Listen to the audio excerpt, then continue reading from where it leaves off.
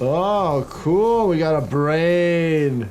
Concerning crushes, brains where they shouldn't be, and that's definitely not compatible with life. Today, we're headed to the abandoned toy factory, breaking down and reacting to all these shocking medical scenes and frightful injuries from Poppy Playtime Chapter 4. Let's dive right in.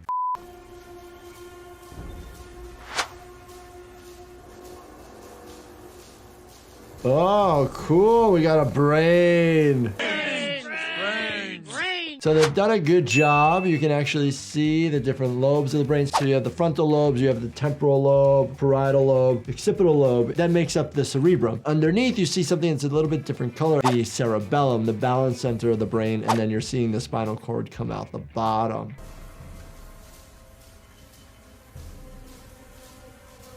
We're seeing a lot of electricity relating to this and energy, trying to maybe activate it, shock it, or harness the energy. In the emergency department, we use energy to restart somebody's heart out of an abnormal rhythm. Oh, they're activated. We would have this happen every now and then. Generators or the backup power in the emergency department, the power might go out or a surge, but there's always backup power at the hospital. You definitely have to keep people on ventilators and have pumps relating to medications that have to stay on for individuals.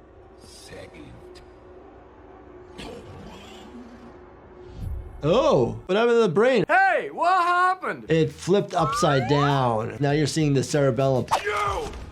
You and Poppy, it's all your fault!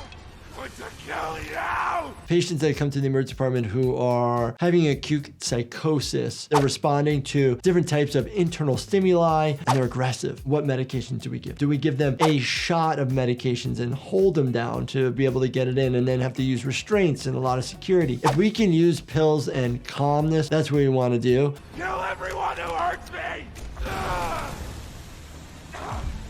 Looks like probably liquid nitrogen, super cold, freezing agent. All I can think about is Terminator 2. Hasta la vista, baby. I'm trying to be better. Oh, crush injury. Smart enough. Crush injuries, they're a real thing. I've seen them many times come into the emergency department, and sometimes we'll have a simple crush injury to the distal end of your finger. People slamming in a door. There's not much to do. We'll put you in a finger splint. Not good enough. Not.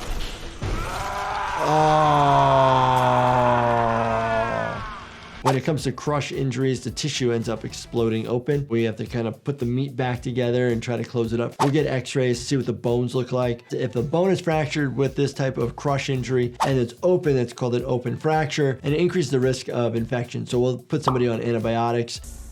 I'm sorry. I would have to worry about renal failure and rhabdomyolysis and hyperkalemia. What the hell does all that mean? The cells break down, they're destroyed. The potassium is inside of the cell. You get too much potassium into the bloodstream, you start getting into levels where it can cause cardiac arrhythmias. Oh geez, what is that? Yeah, run. Nice, new objective, run. Horror games like this, it really makes me think being in the ER isn't all that different. It's actually why I formulated Chillax by my company Life Happens, an occasional stress support supplement. Check it out at lifehappens.com or on Amazon.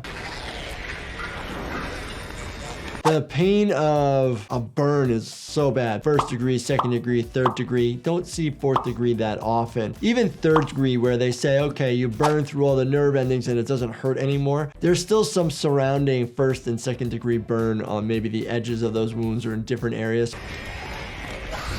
This type of burn, it's engulfing the whole body, which means that all the oxygen is being taken away, as well as the pain will cause you to potentially scream, and you're going to try to breathe, and you're going to inhale the fire, which then increases the likelihood of melting or burning the mucosal membranes. In circumstances where somebody has significant amount of burns, Very badly burned. and they're around the head and neck area. And say we see like some soot around the posterior pharynx, or you see a lot of singed hairs around the face, we really think about intubating somebody sooner than later. Because what happens is that swelling might kick in when you're not aware, patient starts feeling discomfort, and by the time you get everybody to get all the equipment to intubate, it might be so swollen that you can't get the tube past all that tissue.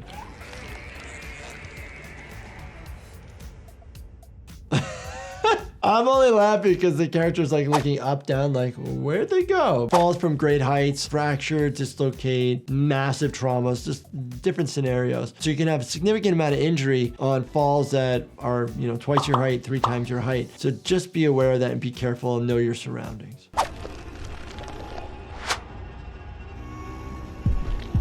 Oh, the dinosaur.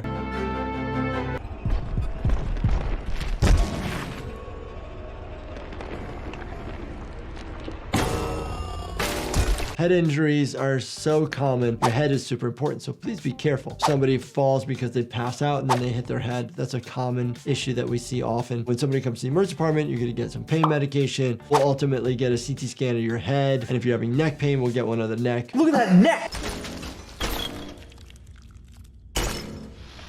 Oh, whoa. So some of the red stuff, I wasn't expecting to see that. Sometimes with this amount of trauma, you get a CT scan of the face because you're looking at the orbit, you're looking at the sinuses, you're looking at the mandible. So you're looking at all these different structures to make sure that there's no fracture there. Now that hit the spot. Eating maybe your own kind, not a good idea. You're talking about cannibalism. If we eat other humans, we have risks of multiple diseases. One's called prion, one's called Creutzfeldt-Jakob disease, and then you have to worry about bacterial and viral illnesses as well as like heavy metal issues. I haven't eaten in weeks. Also, going weeks without eating, probably not the best idea. Now, people have done long water fasts, but please make sure you do it under the supervision of a doctor. That way you're getting hydration, your appropriate electrolytes, maybe if you need vitamins.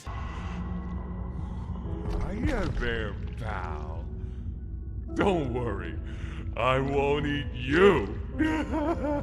Oh my goodness. For all those survivalists out there, just remember the rules of 3. 3. Can't go 3 minutes without air, unless, you can hold your breath that long. Then you can't go 3 hours without the appropriate shelters if you're in extreme weather conditions. The classic is 3 days without water, 3 weeks without food. I was told to expect you. Ooh. This way. Follow me. Just the sound of like the sloshing in the abdomen, that liquid sound that you hear. We have liquid within our stomachs, small intestine, and then the liquid of our body starts getting really reabsorbed in our large intestine. Poppy Playtime. Intense, a little scary at times, but there is some correlation to what I do on a daily basis in the emergency department. If you guys enjoyed this and you want more, let me know in the comments, and definitely check out this playlist, binge watch everything, and make sure you subscribe, turn on the bell notifications, and hit that like button for me. Thank you so much for watching, and stay healthy, my friends.